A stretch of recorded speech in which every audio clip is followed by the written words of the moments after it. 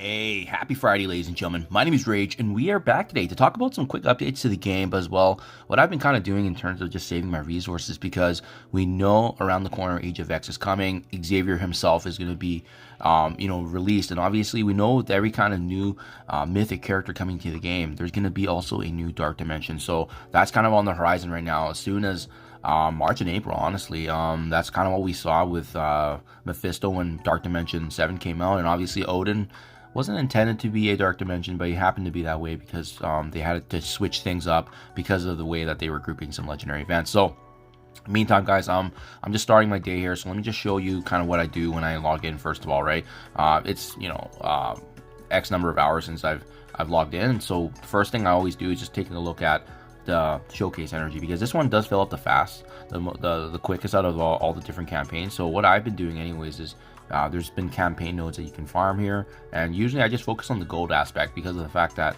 we don't have the training materials just yet. Once you're able to go through the other missions, there is going to be an opportunity here, as you see there. But actually, I should have done that already. I think we have access to this now, so I should have done that. There's training materials here at Swift Escape. You can take advantage of that one as well. We have Unbelievable here, and similar story. You can farm gold training materials here in the chapter 1, or if you head over to Hercules, you can also farm training materials. So take advantage of that, because this is what we're going to be using to obviously build up our resources and whatnot too, right? And those are nice to get out of the way because they fill up the fastest. And then, like I said again, hopefully you're doing the same thing as me, which is I'm using all my campaign energy right now, just because right now we have that level cap increase to 105, so everything's going to matter in terms of EXP. So I'm just running through that. Typically for the campaign energy nodes, I like the Nexus one because you have gold, training, gold. So I just switch through them, and it's pretty easy. I know people do the favorites and whatnot, but to be honest, it's actually quicker just to go through the Nexus nodes, just because they're all already sequentially there. So that's really what I've been doing from an energy farming standpoint, right? That's kind of what's been building up my energy here, and I had some hoarded before as well. And keep in mind, usually these weekly events are tied back to that as well. Now let's take a look at the supply store. There's been some changes here. Obviously they've added this new Cupid's arrow, expires in 5 days.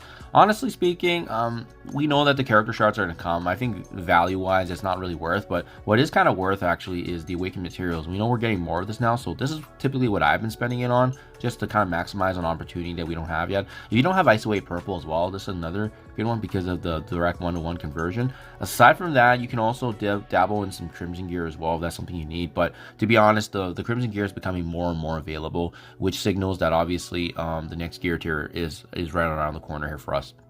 Same thing can be said for the gold store, so you can actually go through and make some purchases. I actually have been taking a look at some of these mini uniques because they're going to be important obviously in the next stage. So if you can target some of the mini uniques, I do that. As for the uniques, I'm just going to leave it up to the orbs and whatnot because we've been hoarding so much on that. But aside from that, typically I don't really do too much in the gold store now. Blitz store, if you have to purchase some character shards, but chances are most of them are already kind of maxed out. Raid store is huge. So for those of you transitioning to the end game, the ones in mid game, all the teal gear, this has become a huge resource now. So what I've been doing is I've actually been saving and buying all of the uniques, because as you can see here, all these uniques, they are required obviously to go up to gear tier, all the way up to gear tier 18, but they take up quite a bit, and we know that there's going to be another gear 20 around the corner. That means you need more gear tier 18 characters, right? So I've been purchasing teal gear exclusively on this because value wise it's really there and helps out. And obviously now they've also added in the awakened materials, so that's big. Every time I'm in the arena store, I just purchase the arena training materials there directly. Aside from that, everything else is pretty much maxed out unless you're trying to farm up and maximize some characters. War Store has got some revisions too. I do like the fact that they've added some passives now for the Awakens, so I have been purchasing Captain Britain as well as Blade. Having those opportunities there, as you can see, we maxed out Emma Frost is right there, and then as well the Oath shards when they do appear, because we haven't maxed out her yet in terms of her farmability, but it's been better. It's definitely been better. They've actually had a lot of congestion in the store, but it's definitely been better.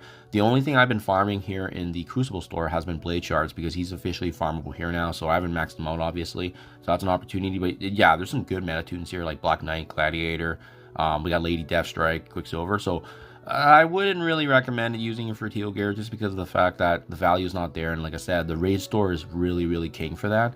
And then we also have the Elite store here where you can make some specific upgrades and whatnot to your roster. And to be honest, this isn't really used too much, but if there are some meta tunes here, it's a good opportunity to take advantage of. Remember, there's also Hercules diamonds that you can get from these scrolls, and this was hidden a little bit, but the scrolls are available at the very bottom here through these orbs. So you open them, they can give you more diamonds for other characters as well. Pretty notable.